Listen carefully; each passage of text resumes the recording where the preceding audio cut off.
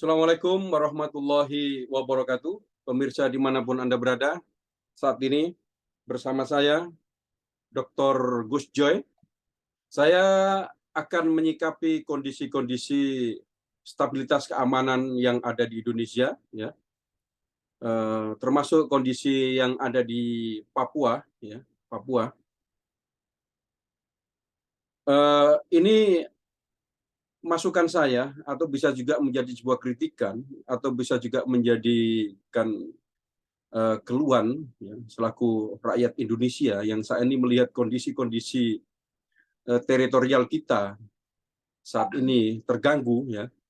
Untuk itu saya memberi masukan kepada pemerintah yang saat ini punya otoritas bagaimana menjalankan keamanan dalam berteritorial di wilayah Indonesia, terutama di daerah Papua.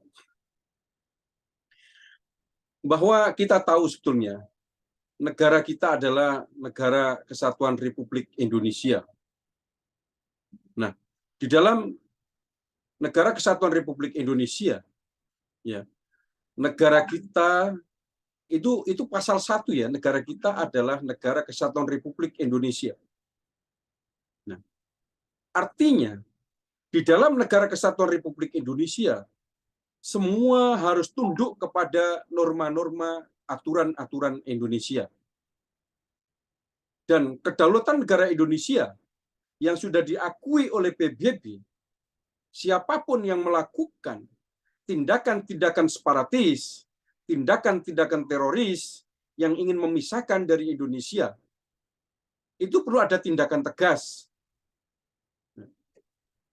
Jangan sampai kita takut untuk melakukan tindakan-tindakan oleh kelompok-kelompok KKB yang ada di Papua karena ada dalang di balik itu, yaitu dari pengkhianat-pengkhianat yang ada di Republik sini, yang juga KKB di backup oleh aktor-aktor intelektual luar negeri yang ingin negara kita kacau. Ya, sekali lagi, pandangan saya, kalau kita sudah memakai negara kita negara kesatuan Republik Indonesia, kita harus tegas. Banyak aturan-aturan negara kita yang memang kita perbolehkan untuk melakukan ketegasan untuk melawan teroris-teroris atau gerakan bersenjata atau gerakan anti NKRI yang kepingin melakukan kemerdekaan. Kita berbicara memang kedaulatan di tangan rakyat. Artinya kedaulatan di tangan rakyat itu adalah kedaulatan yang mengacu kepada kebenaran yang sudah dituangkan oleh undang-undang hasil daripada keinginan rakyat melalui DPR RI. Kalau kita berbicara hidup berbangsa dan bernegara, kita harus tegas. Yang hak-hak, yang batil-batil. Saya mendengar beberapa berita-berita dari YouTube, dari TV, menyatakan bahwa saat ini mereka berkibar. Mereka menyatakan bahwa mereka perang terhadap NKRI dan beberapa aparat penegak hukum dan juga TNI kita, ya, dibikin kocar-kacir katanya. Ini sangat memalukan kita selaku warga negara Indonesia, dan apalagi kita punya pasukan-pasukan elit seperti halnya Kopassus. Kalau tidak dimanfaatkan dengan baik, seharusnya Kopassus dikasih otoritas, atau TNI keseluruhan dikasih otoritas yang di sana untuk melakukan pembasmian kelompok bersenjata yang ada di Papua. Karena apa? Karena mereka adalah pengacau yang ingin memisahkan negara ke negara Republik Indonesia, memisahkan dari negara Republik Indonesia, dan juga merugikan rakyat di sana. bukan hanya kita selaku warga Indonesia keseluruhan, tapi warga negara Indonesia yang dari Papua asli pun mereka bunuh. Artinya, mereka juga melanggar hak asasi manusia. Tidak boleh kita menyatakan bahwa kita harus melakukan tindakan yang sesuai hak asasi manusia, tapi mereka melanggar hak asasi manusia. Kalau di dalam pertempuran, ada norma-norma yang memang harus beresiko. Kita membunuh atau dibunuh. Dengan kondisi saat ini kita melihat bahwa TNI beberapa kali sudah banyak yang terbunuh. Dan perlu saya sampaikan, saya juga mengkanter dari aktivis hak asasi manusia yang selama ini membela kelompok bersenjata Papua. Jangan sampai kalian menyatakan bahwa TNI melanggar hak asasi manusia. Karena TNI melakukan pembasmian intinya untuk keadilan, untuk melakukan keamanan, untuk mempertahankan negara kesatuan Republik Indonesia. Jadi kalau kita bicara hak asasi manusia, itu harus kita bisa menempatkan arti yang sesungguhnya hak asasi manusia. Tidak bisa kita mengatakan bahwa KKP tidak melanggar hak asasi manusia. Kalau mereka sudah melanggar hak asasi manusia, maka kita harus tegas. Dengan ketegasan TNI untuk membasmi, itu artinya tidak melanggar hak asasi manusia, karena mereka yang memulai. Sekali lagi saya katakan kepada rekan-rekan pejuang hak asasi manusia, tolong yang objektif. Jangan menyudutkan penegak hukum yang ingin mempertahankan Republik Indonesia. Kita ini hidup di negara Indonesia karena perjuangan dari para pahlawan-pahlawan, dan kita ini mempertahankan negara kesatuan Republik Indonesia. Jangan karena kita ini pinter argumentasi, kita melakukan argumentasi seenaknya saja, tapi merugikan negara Republik Indonesia. Juga masukan lagi saya sampaikan kepada Presiden Republik Indonesia. Negara kita menyatakan bahwa kita negara besar, artinya negara besar kita harus respon tentang teritorial dengan cekatan, ya, dengan cepat, dengan cekatan. Jadi saya kepingin bahwa Presiden Republik Indonesia dan Menteri Pertahanan melakukan gerakan cepat. Saya apresiasi yang disampaikan oleh Panglima TNI, Pak Yudo. Jadi dengan dilantiknya beliaunya jadi Panglima TNI baru, sudah melakukan kecepatan tindakan. Kalau bisa lebih cepat lagi, lebih tegas lagi. Jadi kalau bisa dikerahkan besar-besaran dengan bergerilya seperti yang diajarkan oleh Jenderal Sudirman untuk melakukan pembasmian KKB, ya, di Papua itu. Perlu saya sampaikan bahwa kalau kita menyatakan negara kita negara yang berdaulat, dan kita menyatakan bahwa negara kita negara besar, harus respon dengan teritorial. Kita contoh beberapa negara-negara yang menyatakan dirinya besar, presidennya langsung cepat. Dengan satu titik pun, kalau negara itu dikacau, melakukan tindakan dengan cepat. Seperti halnya Rusia, yaitu Vladimir Putin. Cara melindungi negaranya sangat luar biasa. Berani mengorbankan apa adanya dengan memperjuangkan teritorial. sama dengan Presiden Amerika saat ini. Sekecil apapun respon tentang teritorial, ya Biden, Presiden Amerika Biden langsung cepat. Iran pun sama. Ali Khamenei ya, itu juga sangat cepat. Artinya saya mendukung dan mendorong agar Presiden ya Republik Indonesia, Menteri Pertahanan dan Kapolri dan juga Panglima TNI untuk gerak cepat untuk menurunkan pasukan-pasukan elitnya untuk dibasmi. Jangan sampai ditinggalkan satu orang pun yang mereka ingin memisahkan dari negara Republik Indonesia. Karena dari satu orang itu adalah racun nantinya.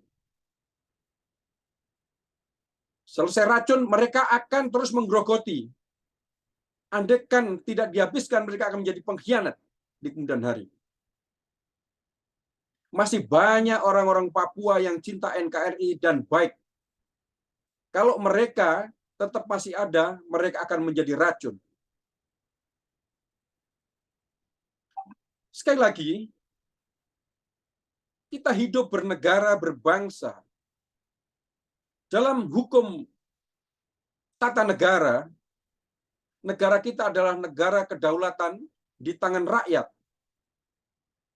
Negara kedaulatan di tangan rakyat sudah menghasilkan beberapa aturan-aturan melalui DPR. Itu yang menjadi norma hukum.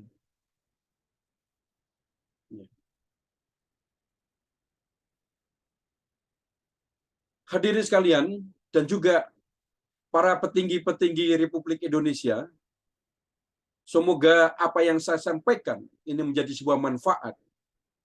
Karena saya selaku rakyat Indonesia sangat prihatin. Saya selaku akademisi juga terbatin. Apa itu prihatin? Iya. Sangat sedih melihat perjuangan-perjuangan kakek buyut kita yang dulu untuk mempertahankan republik ini akhirnya tercabik-cabik. Saya berpikir begini, jangan sampai peristiwa ini berlarut-larut dan dikhawatirkan di kemudian hari negara kita dipimpin oleh orang yang lemah, pada akhirnya negara kita akan menjadi disintegrasi bangsa. Kita sangat kecewa. Seperti halnya Timur Leste. Berapa besar perjuangan untuk merebut dan mempertahankan Timur Leste. Berapa nyawa. Tiba-tiba di era Habibie dilepas begitu saja. Artinya di sini ada sebuah kalkulasi yang kurang maksimal dalam berbangsa dan bernegara, terutama dalam bagaimana mengatur manajemen bernegara. Kalau menurut saya, itu sangat rugi besar. Jangan sampai kerugian yang ada di Timur Leste ini nantinya berpindah ke Papua. Dari Papua akan pindah ke beberapa pulau-pulau lain yang ada di Indonesia. Saya selaku praktisi dan akademisi yang paham tentang ilmu hukum tata negara, saya menginginkan bahwa Presiden, Menhan, dan juga Panglima TNI melakukan gerak cepat lagi. Semakin cepat, semakin bagus. Habisi sampai akar-akarnya. Dan siapapun yang menyatakan bahwa dia adalah pejuang hak asasi manusia, kalau masih argumennya merugikan,